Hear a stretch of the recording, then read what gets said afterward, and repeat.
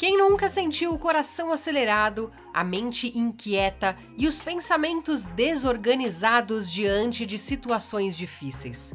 A ansiedade tem feito parte da vida de milhares de pessoas, inclusive de cristãos sinceros.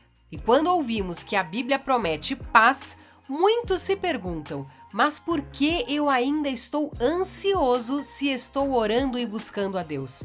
A verdade é que Filipenses 4 não apresenta uma fórmula mágica para eliminar a ansiedade, mas nos convida a uma vida de fé prática, em que a paz de Deus é uma realidade experimentada até mesmo no meio do caos. A carta aos Filipenses foi escrita por Paulo preso em Roma, em condições extremamente adversas. E mesmo assim, esse é um dos textos mais alegres do Novo Testamento. Em meio a uma prisão injusta, Paulo exorta irmãos a se alegrarem e, mais do que isso, os ensina a viver a paz verdadeira mesmo em tempos de tribulação. No capítulo 4, especialmente nos versículos de 4 a 9, Paulo constrói um caminho espiritual que nos conduz da ansiedade à paz. E o mais impressionante, ele não fala a partir de um lugar confortável, mas como alguém que está vivendo o que prega. O texto, na versão NVI, nos diz: alegrem-se sempre no Senhor. Novamente direi, alegrem-se. Seja a amabilidade de vocês conhecida por todos. Perto está o Senhor. Não andem ansiosos por coisa alguma, mas em tudo, pela oração e súplicas e com ação de graças, apresentem seus pedidos a Deus. E a paz de Deus, que excede todo entendimento, guardará o coração e a mente de vocês em Cristo Jesus. Note como há uma sequência prática que nos ajuda a lidar com a ansiedade. Paulo não diz apenas tenha fé, mas convida à ação, alegrar-se, orar, agradecer, pensar no que é bom e praticar o que se aprendeu. Vamos ver um a um. Primeiro, a alegria aqui não é um sentimento passageiro, mas uma decisão de confiar no caráter de Deus. A frase alegrem-se sempre parece absurda no mundo caótico, até que lembramos que Paulo está escrevendo isso preso.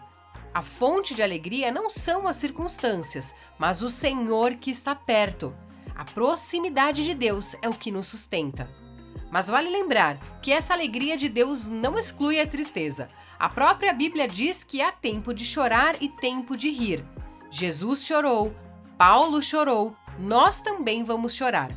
Alegria no Senhor não é negação da dor, mas esperança no meio dela. É saber que mesmo quando as lágrimas descem, Deus continua perto, sustentando, consolando e renovando nosso coração. A tristeza pode durar uma noite, mas a alegria vem pela manhã. E às vezes, essa manhã pode até mesmo demorar um pouco. O segundo passo é entregar a ansiedade em oração. O texto diz: não andem ansiosos por coisa alguma. Isso parece impossível, não é mesmo? Pelo menos para mim é realmente um desafio. Mas o que Paulo propõe aqui não é negar a ansiedade, mas substituí-la pela oração. E mais, ele diz que devemos orar com súplicas e com ações de graças. Ou seja, não se trata apenas de pedir ajuda, mas também de reconhecer o que Deus já fez. A gratidão reorganiza a nossa mente e nos ajuda a lembrar quem Deus é, mesmo quando tudo parece desabar. E aqui está a promessa: a paz de Deus que excede todo entendimento. Isso significa que é uma paz que não faz sentido aos olhos humanos. Não é a ausência de problemas, mas a presença de Deus no meio dos problemas. E veja o que ela faz: guardará o coração e a mente de vocês em Cristo.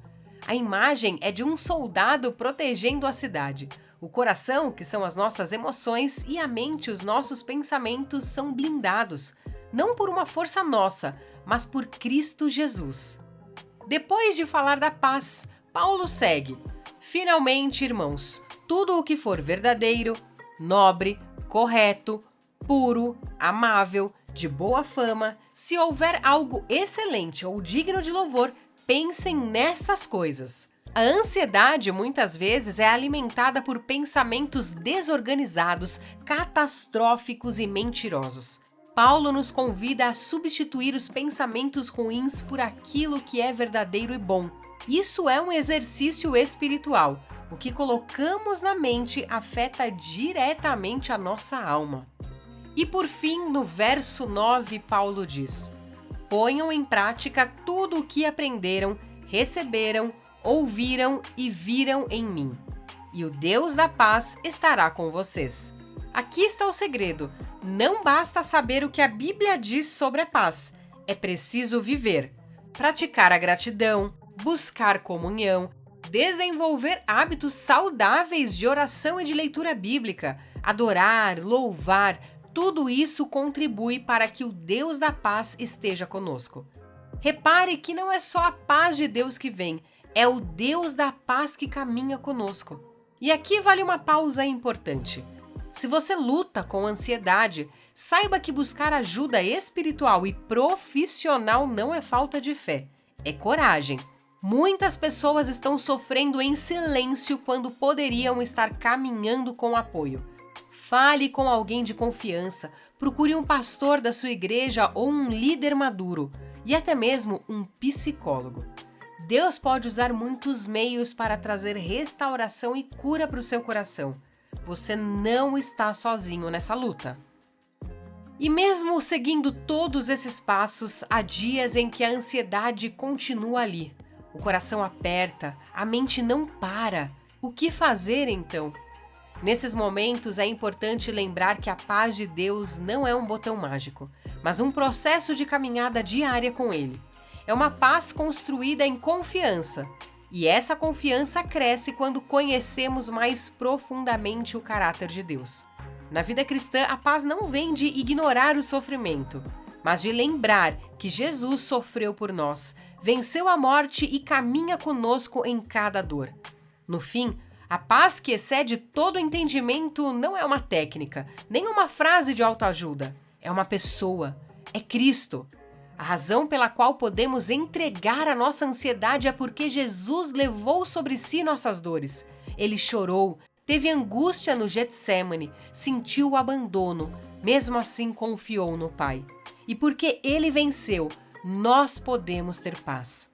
A paz de Filipenses 4 não é um presente apenas para momentos tranquilos, mas uma âncora em meio às tempestades da vida. E ela só é possível em Cristo Jesus.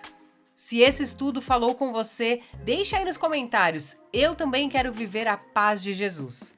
Não esquece de curtir esse vídeo, inscrever-se no canal e compartilha para abençoar ainda mais pessoas. E se você, sua igreja ou seu negócio precisa de um vídeo nesse formato aqui, solicite um orçamento comigo através do e-mail desenhandoabibliabr@gmail.com. Um forte abraço e até a próxima!